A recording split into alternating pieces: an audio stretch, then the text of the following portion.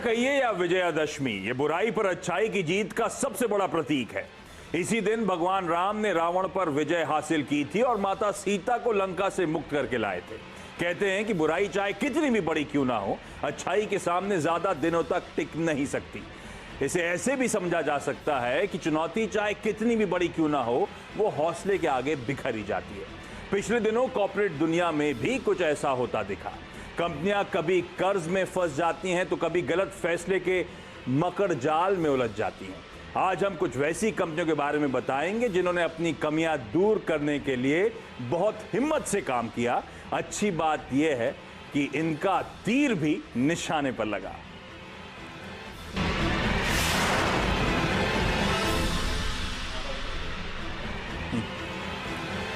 तीर निशाने पर, तो एक तीर राम जी ने चलाया था रावण जी पर। एक तीर आजकल कॉर्पोरेट इंडिया में, जहां पे कई सारी कंपनीज में दिक्कतें थी, उन्होंने तीर चलाया, उस दिक्कतों से उभरती हुई नजर आई। एक तीर हम लोग आज इन हाउस चलाने वाले हैं। बहुत सारी लिस्टेड कंपनीज में से कुछ चुनिंदा कंपनीज ढूंढ के लाए हैं आपके लिए, जिसे कहते हैं ना बुल्स आए। तो ये वाला तीर है जो आज हम चलाने वाले हैं यहाँ पे बैठ के। तो तीर निशाने पे हम करने के वाले हैं। दरअसल हम लोग उन कंपनीज की आज बातचीत करने वाले हैं जिनके साथ काफी सारी बीच में दिक्कतें आई थी, प्रॉब्लम्स आई थी, चैलेंजेस थे, तगड़े कंसर्न्स थे, और उन कंसर्न से ये कंपनी स्मार्टली उभर के आई और आज जहां खड़ी हैं वो बड़ी अट्रैक्टिव लेवल्स हैं जिस पे खड़ी हुई हैं। मेरी जो पहली कंपनी है ना, वो श्री राम से ताल्लुक रखती है। अच्छा। क्योंकि हम ये कहते हैं ना, श्री राम विष्णु का अवतार है, तो बालकृष्ण भी ऐसा एक स्टॉक है जिसके बारे में हम बात करेंगे। इसमें ऐसा है सुमित के कंपनी ने एक बहुत बड़ा capital expenditure plan, capex plan, एक नई फैक्ट्री लगाने का प्लान अनाउंस किया था।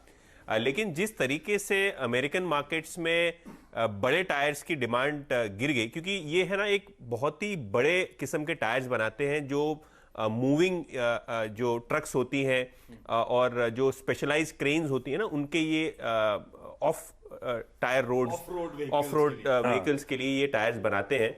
और इन्होंने रिसेंटली अनाउंस किया कि जो केपेक्स ये लोग करने वाले हैं अमेरिकन मार्केट्स में, लगभग 700 करोड़ की लागत वाला, वो रोक देंगे।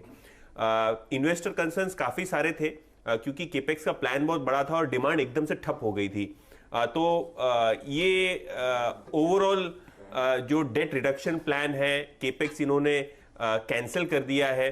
तो कहीं ना कहीं ये हेल्प करेगी बैलेंस शीट को मजबूत करने में, कैश फ्लोज को मजबूत करने में। अच्छा, कहीं ना कहीं जिस हिसाब से इकोनॉमिक एक्टिविटी के डेटा पॉइंट्स आ रहे हैं, पिछले दिनों हमने ये देखा है कि टायर कंपनीज में अच्छी खासी डिमांड रिवाइवल हुई है, क्योंकि गाड़ी एक बिकती है, टायर 4 बिकते हैं, स्कूटर एक बिकता है, टायर 2 बिकते हैं। तो जिस स्टेपनी भी बिकती है। तो जिस हिसाब से ओवरऑल ग्रोथ का सेटअप है, कहीं ना कहीं ये 3 लाख मिलियन टन की जो कैपेसिटी है और 160 देश में इनका कारोबार फैला हुआ है। इनकी ऑफिस यहीं लोअर परेल में हमारे ऑफिस के पास ही है। और इनके जो दिग्गज क्लाइंट्स हैं जैसे जेसीबी, फरारी, टाफे, जो कि एक कमर्शियल व्हीकल प्लेयर है अमेरिका में, तो ये इनके सब दिग्गज क्लाइंट्स हैं। और अगर इकोनॉमिक रिवाइवल यहां से होता है और कंपनी की बैलेंस शीट मजबूत है, तो कहीं ना कहीं इसका फायदा जो है कंपनी को आने वाले दिनों में पहुंचेगा, ऐसा एनालिस्ट लोगों का व्यू है। और जिस हिसाब से कंपनी ने इन्वेस्टर के कंसर्न्स को एले किया है, जो बुराइयां थी इनमें उनको सुधारने पे जो फोकस किया है, वो एक एप्रिसिएशन की बात है। और आपकी स्क्रीन पे अभी इनका प्रॉफिट ट्रेंड भी आएगा।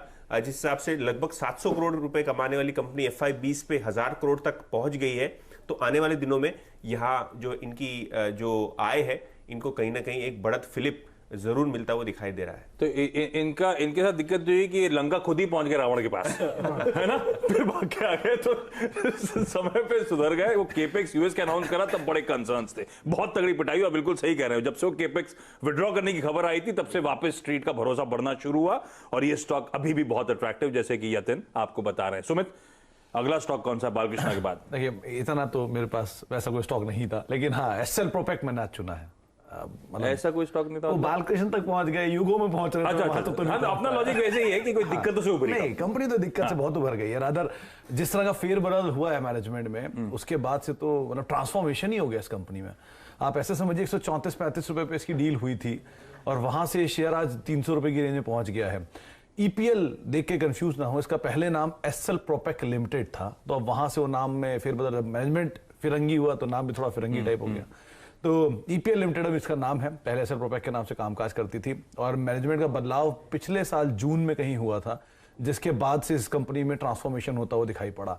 इन्होंने अपनी डेट पे सबसे ज्यादा काम किया, क्योंकि पहला कंसर्न नहीं हुई था प्लेज और डेट, जो इस ग्रुप के साथ या इश्यूज रहे थे इस कंपनी के साथ इंडिविजुअली, उसको इन्होंने कम किया, अपने डेट को रिड्यूस किया और डेट रिडक्शन के साथ साथ अपने जो मार्की क्लाइंट्स थे उस पर इनका फोकस बढ़ाया। पहले से ही कंपनी बहुत अच्छे क्लाइंटल और बहुत अच्छे प्लांट्स को होन करती थी, 130 देशों में कंपनी का कामकाज है।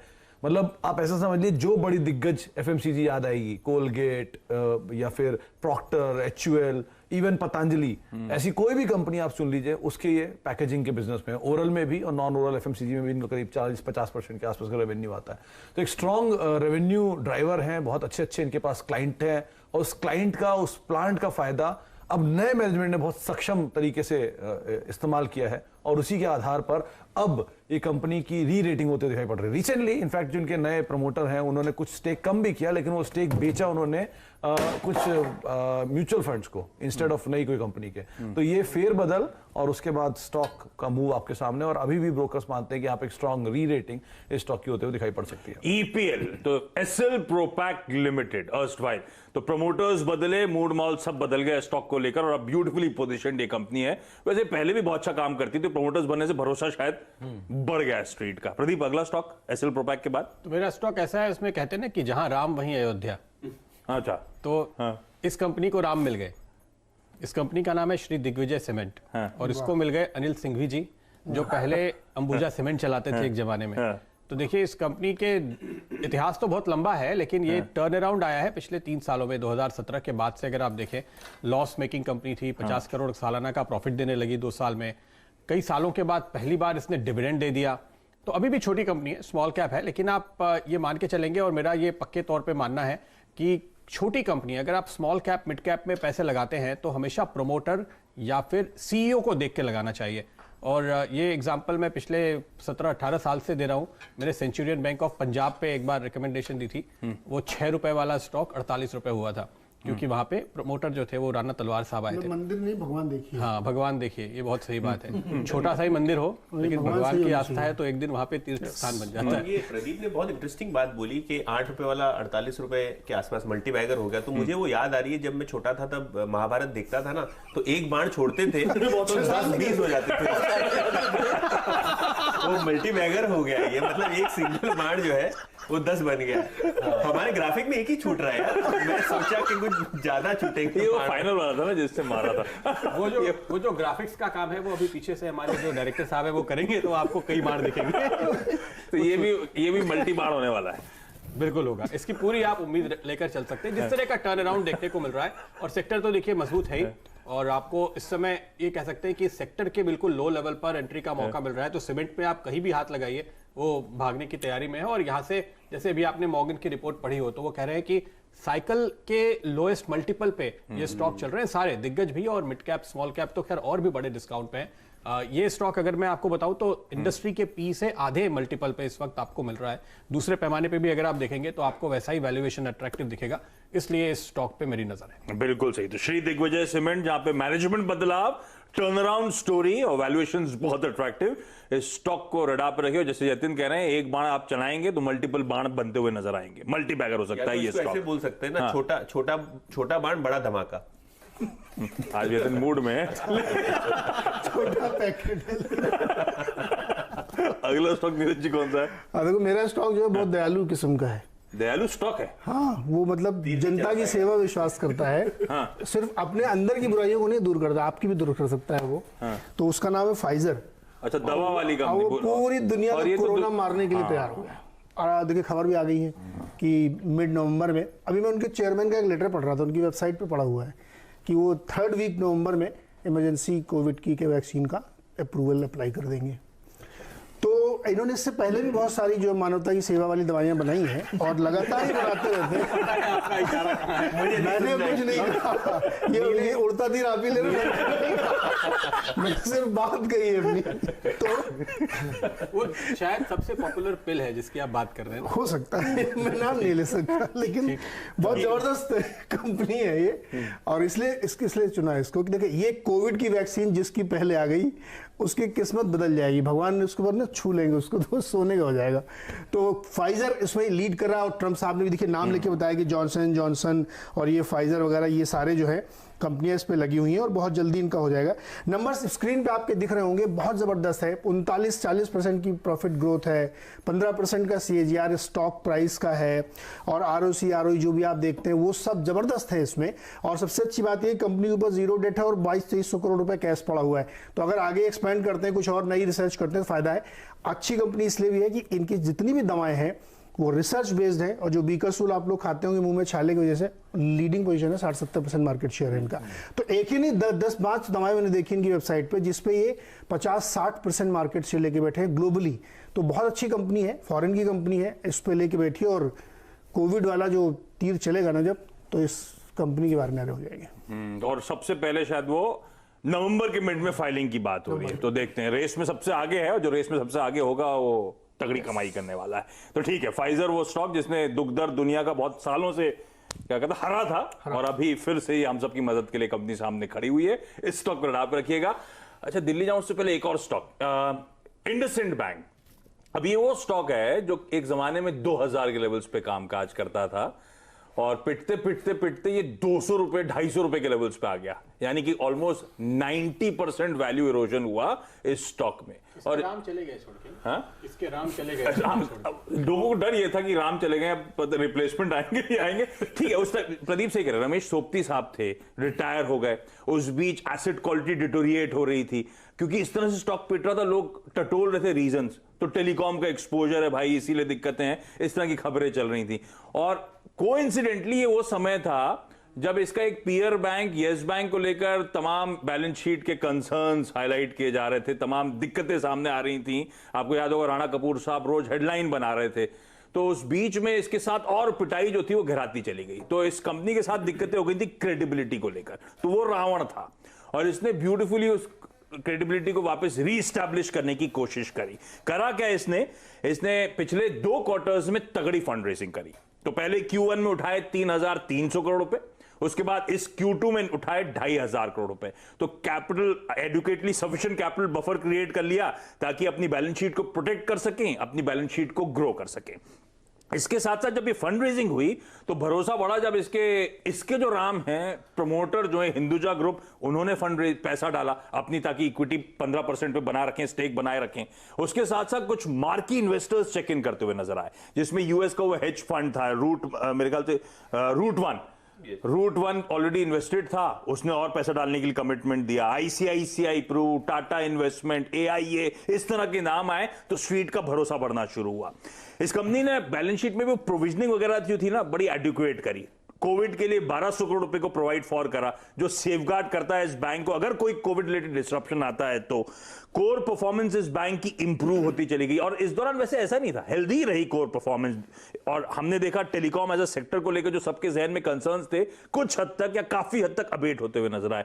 एक कंपनी शायद ऑन गोइंग बेसिस पे चलेगी नहीं चलेगी, गोइंग कंसर्न रहेगी नहीं रहेगी, वो कंसर्न भी शायद धीरे धीरे खत्म हो रहे हैं, क्योंकि उन्होंने नया लोगो अनवेल कर दिया, तो भरोसा बढ़ रहा है स्ट्रीट का। तो ये कैपिटल रेज जो हुआ, ये जो प्रूवन प्रोविजनिंग करी, उससे कॉन्फिडेंस बढ़ रहा है। Stock price to adjusted book पे मेरे ख्याल से 1 या 1.1 टाइम्स पे खड़ा हुआ है।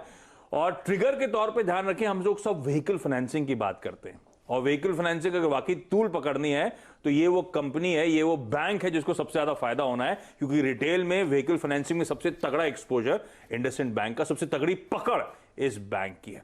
तो इसने काफी हद तक वो रावण दिक्कतें जो थी उनसे उभरा है, और इस समय बड़ा अट्रैक्टिवली पॉइज्ड है। और स्टॉक में आप देख भी रहोगे रुझान तेजी की तरफ बना रहता है आजकल। दीपाली बताएं।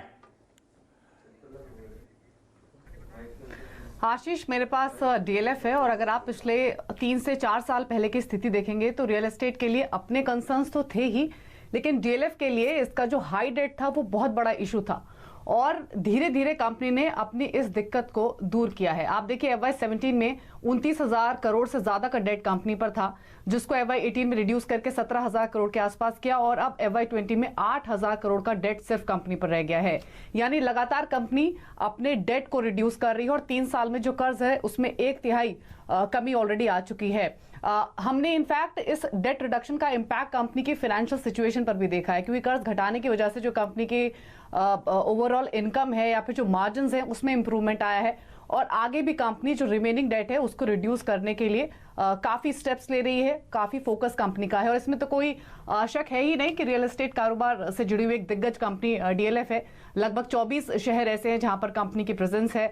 कमर्शियल लीजिंग कारोबार में भी कंपनी है, जिससे काफी अच्छे रेवेन्यूज कंपनी को पास्ट में हुए भी हैं, और बेहतर ऑफिस स्पेस कंपनी के पास है। रेजिडेंशियल प्रोजेक्ट्स भी काफी है, नए लॉन्चेस भी कंपनी प्लान कर रही है, और अब तो रियल एस्टेट में सुधार के इंडिकेशंस भी दिख रहे हैं अगर एज अ सेक्टर भी बात करें तो। इसीलिए DLF सेक्टर के हालात सुधर रहे हैं, कंपनी अपनी दिक्कतें दूर कर रही है, इसीलिए एक बेहतर बेट हो सकता है। DLF ये वो कंपनी है, और इसके लिए सबसे बड़ा चैलेंज था, सबसे बड़ा कंसर्न स्ट्रीट में था, जो इसकी बुक्स पे तगड़ा डेट था, बहुत कर्ज था, और इसने बहुत स्मार्टली पिछले कुछ क्वार्टर्स में पूरे डेट से निजात पा लिया, और अब ये कंपनी अच्छी लगती है, अट्रैक्टिव लगती है। और इस शो में ही नहीं, इस चैनल पे कई बार कई सारे एक्सपर्ट्स ने हाईलाइट करा है कि DLF वो स्टॉक है जो आगे अच्छा आउट परफॉर्मेंस डिलीवर कर सकता है। अब वो स्टॉक्स जरा क्विकली दिखा दीजिए जो आज हमने बातचीत करी। तीर निशाने पे जो पिक्स हैं, बालकृष्ण इंडस्ट्रीज जिसने यूएस केपेक्स के प्लान्स को ड्रॉप करा, राइटफुली सो, और उसके बाद से वापस तगड़ी रेटिंग की शुरुआत, अभी भी अट्रैक्टिव। फाइजर दुनिया भर का दुख दर्द कई सालों से दूर कर रही है, और अभी भी बड़ी अच्छी पॉइज्ड है, क्योंकि शायद कोविड की दवा सबसे पहले, वैक्सीन सॉरी, यही कंपनी बनाती हुई नजर आए। DLF जिसने डेट से निजात पाई और अब बड़ी अट्रैक्टिव लगती है। EPL यानी कि एसएल प्रोपैक, प्रमोटर्स बदले, अब स्ट्रीट का कॉन्फिडेंस बढ़ रहा है स्टॉक को लेकर। इंडसइंड बैंक क्रेडिबिलिटी को लेकर इश्यूज, लेकिन बीच में जो फंड रेजिंग हुई, जिस तरह से बैलेंस शीट में स्ट्रेंथ आई, जिस तरह की प्रोविजनिंग वगैरह कर रहे हैं, अब भरोसा धीरे धीरे स्ट्रीट का वापस इस बैंक पे बढ़ता हुआ। और श्री दिग्विजय सीमेंट, जहां पे प्रदीप बता रहे हैं राम आ चुके हैं बचाने के लिए, तो मैनेजमेंट में बदलाव हुआ है, और लग रहा है एक मल्टी बैगर साबित हो सकता है आने वाले समय में ये स्टॉक। तो ये वो बेहतरीन पिक्स हैं, ये वो बेहतरीन स्टॉक्स हैं जिन्होंने बहुत स्मार्टली चैलेंजेस से उभरे और अब अच्छी लगती हैं लॉन्ग टर्म के लिहाज से।